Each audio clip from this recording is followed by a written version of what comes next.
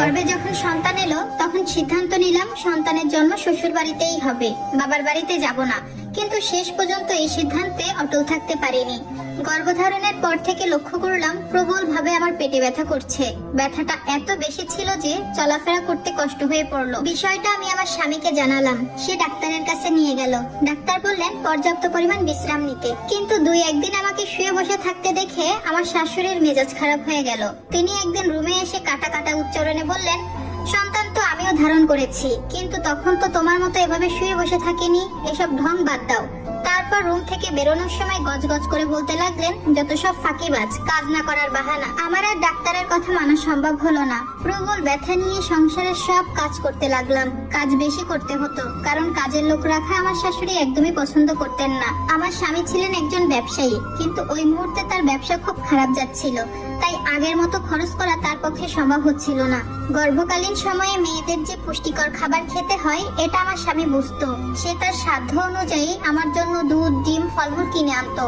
বাড়ির সবার জন্য এসব খাবার কেনার সাধ্য তার ছিল না, শুধুমাত্র আমার জন্যই এতটুকু খাবার আনতো। অবশ্য আমার শ্বশুর তখন চাকরি করতেন, এসব খাবার তিনি অনায়াসেই কিনতে পারতেন, কিন্তু তিনি তা না করে এবং ছেলের আর্থিক সমস্যার কথা বিবেচনা না করে ছেলের উপর খেপে গেলেন। আমার শ্বশুর একদিন আমাকে শুনিয়ে শুনিয়ে বলতে লাগলেন আমার স্বামীকে, তোকে জন্ম দিয়েছি, লালন পালন করে বড় করেছি, আর আজ তুই বাবা মাকে দুধ, ডিম, ফলমূল না খাইয়ে পরের ঘরের মেয়েকে খাওয়াচ্ছিস, এত নিচে নামলি কি করে তুই? পাশ থেকে তখন আমার শাশুড়ি টিপ্পনি কেটে বলে উঠলেন, বউ পেয়েছে এখন কি আর মা বাবার কথা মনে থাকবে, নিমক হারাম ছেলে। তখন আমার স্বামী তার বাবা মাকে নরম সুরে বলল, আমার এখন ব্যবসা ভালো যাচ্ছে না, তাই সবার জন্য ওসব খাবার কিনতে পারছি না। বউকে তো বিলাসিতা করে খাওয়াচ্ছি না, ওর এখন পুষ্টিকর খাবার দরকার। তারপর আবারও বলল, কথা দিচ্ছি আপনাদেরকে, ব্যবসার মন্দা কেটে গেলে আপনাদের জন্য ভালো খাবার প্রতিদিন কিনবো। এরপর আমার স্বামী তার বাবাকে বললেন, বাবা আপনি তো এখনো আয় করেন, আপনি চাইলেই তো এসব খাবার কিনতে পারেন। তখন শ্বশুর ধমক দিয়ে বললেন, চুপ থাক, কথা বেশি বলিস তুই, আমি কি কিছু বুঝি না তাই না? প্রেম উতলে পড়ছে বউয়ের জন্য এখন। সে রাতে ঘুমানোর সময় আমার স্বামী আমাকে বিষণ্ণ গলায় বলল, সামান্য কিছু পুষ্টিকর খাবার তোমাকে দিতে চেয়েছিলাম, তাও পারলাম না, তুমি আমাকে ক্ষমা করে দিও।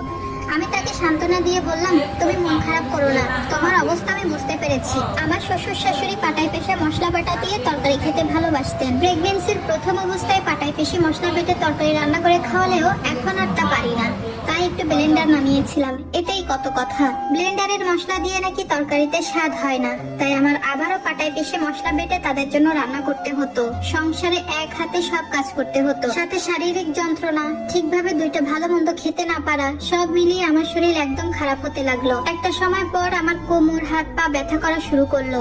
যন্ত্রণায় এবং দুর্বলতায় রাতে এক ফোঁটা ঘুম হতো না। রক্ত শূন্যতায় এবং পুষ্টিহীনতায় আমার অবস্থা যখন খুব বেশি অবনতি হয়ে গেল, তখন পেটের সন্তানের কথা ভেবে খুব বেশি ভয় পেয়ে গেলাম। ভাবলাম আমার সন্তানের যদি কিছু হয়ে যায় তাহলে আমি বাঁচবো কিভাবে। সেই ভয়ে অতঃপর শ্বশুর বাড়িতে সন্তান জন্ম দেওয়ার সিদ্ধান্ত থেকে সরে আসতে বাধ্য হলাম। এরপর আমি আমার স্বামীকে বললাম, আমাকে আমার বাবার বাড়িতে নিয়ে চলো। সে আমার কথা রাখলো। বাবার বাড়িতে যাওয়ার পর আমার করুণ অবস্থা দেখে বাবা মা হু হু করে কেঁদে দিলেন। যাই হোক, যথাসময়ে আমার একটা ছেলে সন্তান হলো।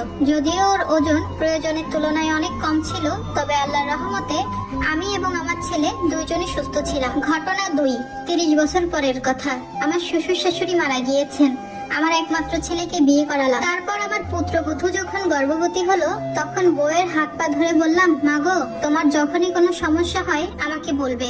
এখন তোমার এই ঘরে একটা কাজ করারও দরকার নেই, কাজের খালা আছে, সে সব করবে। আমি নিজেই ছেলের বউকে দেখাশোনা করছি, সুষম খাবার খেতে দিচ্ছি, ডাক্তারের কাছে নিয়ে যাচ্ছি। মাসখানিক পরে ছেলে এক সন্ধ্যায় আমাকে এসে বলল, আজ আমার শ্বশুর ফোন করেছিলেন, মেয়েকে তার বাবার বাড়িতে যেতে বলেছেন। এই সময় বাবার বাড়িতে থাকলে নাকি মেয়েদের ঠিকভাবে যত্ন হয়, এই সময় শ্বশুর বাড়িতে নাকি মেয়েদের তেমন একটা যত্ন হয় না। এ কথা শোনার পর আমার বৌমা কি বলল জানেন? বউ তার বাবাকে ফোন করে বলল, না বাবা আমি বাড়িতে যাব না, সন্তান এখানেই হবে। শাশুড়ি মা এত ভালো যে বলে বোঝাতে পারবো না। তিনি আমাকে আপন সন্তানের মতো ভালোবাসেন। আমার শাশুড়ি আমার দ্বিতীয় মা। তোমরা নিশ্চিন্তে থাকো, সবসময় তিনি আমার খেয়াল রাখেন। বউয়ের মুখে এমন কথা শোনার পর হঠাৎ করে চোখ দুটো ভিজে উঠতে চাইলো। কোনো রকমে নিজেকে আটকালাম, কিন্তু ছেলে চলে যাওয়ার পর আর আটকাতে পারলাম না। চোখ থেকে টপ টপ করে পানি পড়তে লাগলো। নিজে গর্ভকালীন সময়ে শ্বশুর বাড়িতে এমন ভালোবাসা পাইনি এই জন্য, নাকি আনন্দে, কে জানে। এটা একটা আপুর জীবনের বাস্তব কাহিনী। যাই হোক, এমন শাশুড়ি যেন আমাদের ঘরে ঘরে হয়। আর আমরা এখন ভিডিও যারা করি থার্ড পুত্রবধূ দাদির আছি তারা ইন ফিউচারে কে কে এরকম ভালো শাশুড়ি হতে চান অবশ্যই কমেন্টে লিখে জানাবে।